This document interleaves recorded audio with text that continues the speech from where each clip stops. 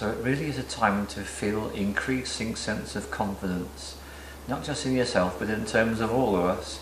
And I've heard the other side put to me, which is you go out in the main street and you see people grumbling and arguing and this and that going on, and it's like, well, excuse me a minute, my answer to that is it so depends on what you tune into.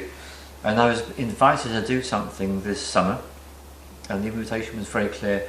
I was invited to become more aware of kindness in the world and with regard to myself, and I am just completely blown away by how effective this is, because the more I focus upon kindness, the more kindness I actually find myself manifesting in my life, not through me doing anything so much for myself, but more for me allowing other things to happen, which is really great. So I came back from India to England and thinking, well, I don't know where I'm going to live, I don't have a home to go to anymore. That's interesting. Oh, not a problem. It seems I have somewhere to stay. That's great. So this is the way things work. And it's lovely how a sense of lightness about all the things that happen to us does make a difference. Rather than allowing the same situation to grind you down, you can think, well, okay, so that's not happening for me, or maybe there's something else that can be happening when this thing isn't happening. And just when you start to open up that possibility, you might happen to notice that you just got that call come through and someone's making that offer, and you think, oh, well, actually, you know, I'm not doing such and such, that means I could do that, do I want to? And you can then go into this place of exploring what it is you really want to do, and if it's in line with your feeling of sense of freedom and heart opening and love, then you're able to go for that opportunity. And that's something that some of us do struggle with, this whole thing about when do you say yes, when you say no. And it's really helpful just to tune in when you've been given a new offer, and it depends on the kind of person you are. Some people do need time to tune in, to reflect before they can come up with what's right for them, and other people, they just get this instantaneous sense of knowing that that's the particular thing that they want to do next.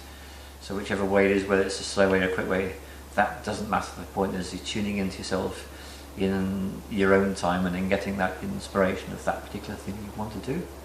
That reminds me of that film called Yes Man with one of my favourite actors, Jim Carrey, where he's someone who's being saying no to a lot of things. Right in the beginning of the film, he's saying no to all these opportunities, and something happens, and then the next thing he knows, he feels like, right, I'm going to start to say yes in places where I would normally say no, and his life completely opens up as a result of that. I mean, it was a beautiful portrayal of the very powerful influence of these two words on our psyche, the word yes and the word no.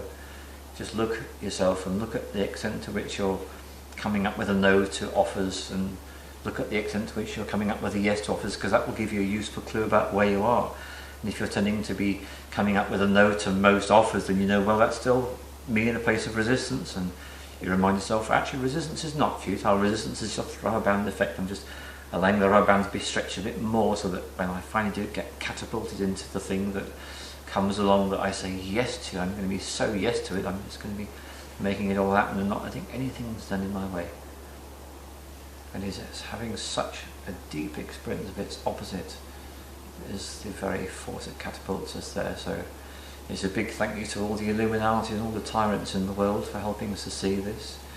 And whether these are global or national or family tyrants, it's all the same thing. You know, if you think you've been given a really hard time by a family member, that's all been part of your big preparation for you to become truly who you are. The place it leads us to is gratitude, where we simply feel respect and appreciation for every single human being, including the ones that kicked us into the dirt and shone our noses into the dirt as well. They've all been part of our unique journey, and I never made any sense of this until I really grasped the concept of soul contracts. And with a soul contract, what you're talking about is a situation where before human beings get born, they get together with the major players in their life to come as multidimensional free beings without a physical body, not yet born, and they then make their deals with each other, and that results in people being born and someone making a deal with someone, right, I need you to give me a really hard time for 5 years, from when I was age 7 to age 12, and that's going to be the thing that's going to make me realise what it is like to be not loved, whatever the thing might happen to be, or what it's like to be oppressed, or what it's like to be brutalised or abused, whatever it might happen to be.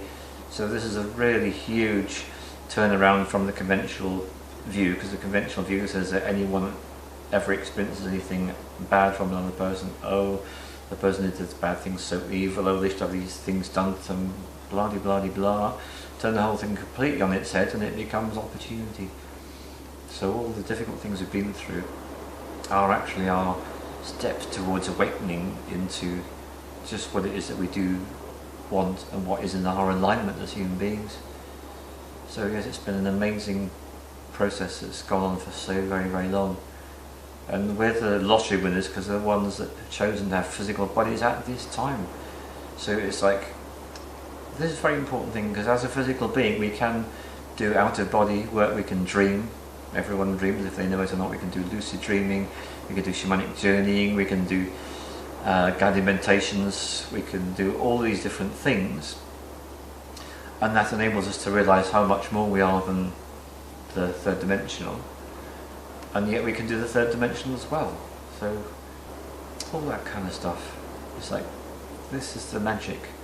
And it's something I've said before about angels and demons. Why is it that we are so much more powerful than the most powerful angel and the most powerful demon? Answer, because we're third dimensional. We've got this physical body which gives us enormous possibilities for being able to be manifestors. So that's why anything that you ever learn to do with your hands in terms of any practical thing, whether it might be creating something virtually on a keyboard or actually making something physical as an object, is so useful for us. So that's a great in praise of creativity, and it's why in all my events creativity is a very important part of what we do, because it tunes into everything else. Yeah, that opens that door. It's almost like you're, by doing encaustic art, pyrography, origami, whatever else you come up with, it's almost like you're tuning in to that beat of the drum, that vibration, that wavelength. And if you're tuning in, as you say, to that beat of that drum, that vibration, that wavelength, that means you're tuning in to becoming prepared to be who we all are, which is, we're back to the gods in the making things. We're back to 2012, we're back to infinite possibility. That is when we can literally create anything that we imagine. And that means we can create worlds if we choose. And this is something that I'm personally fascinated about certain games, The Sims being one of them, because people get the opportunity through a computer, through a screen, to create their own world, and they populate it with characters of their choice, and then make dwellings of their choice, and end up making an entire society. Now that does excite me, because what a person is learning to do there is they're learning to do it they're using third dimensional technology, which is the screen and the keyboard, to do that, and yet that's going into another realm, which is fascinating in its own right. And I can see how clearly this is such a good preparation for us, because all the children have been sat there playing all these games have actually got all the background skills within their unconscious, if you like, to make them superb manifestors. So that's something else I look forward to with the children of this world, is just to watch their creativity continue to unfold into ways that's going to make us all go jaw on the floor. That's amazing. So my feeling about the 2012 and the post-2012 period is there's going to be a lot of experience of human beings being amazed at the capability of other human beings, and then getting excited and on fire to do their own thing, and then being so occupied with what they're creating. And if you take it to its logical conclusion, as human beings, we will be able to create worlds. And if you can create worlds, you can create planets, you can create solar systems. Can you see where this is all going? That's what Gods in the Making actually means. It means we become part of this creative process, and that's our destiny, really. So I would say that our DNA is in the process of transforming from having an awareness of only 2 strands to actually we're all working towards 13 strands. And depending on who you read, there's a number of millions of human beings which have actually already taken the process of reintegration to the complete point where their higher self and the physical self are completely united. All their DNA is fully activated and fully functioning.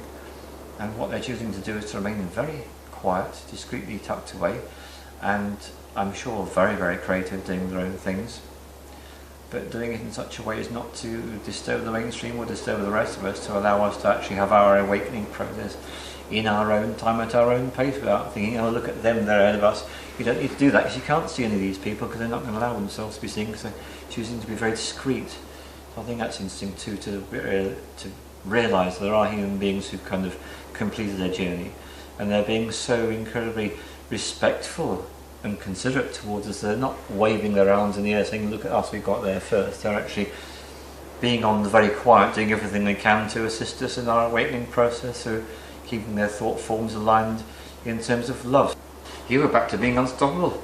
Yeah, the irresistible force. Yeah, which is the possibility for all of us, is to become an irresistible force, is completely in tune with what our true harmony is, and then to enjoy the manifestation. So here's a funny thought to leave you with.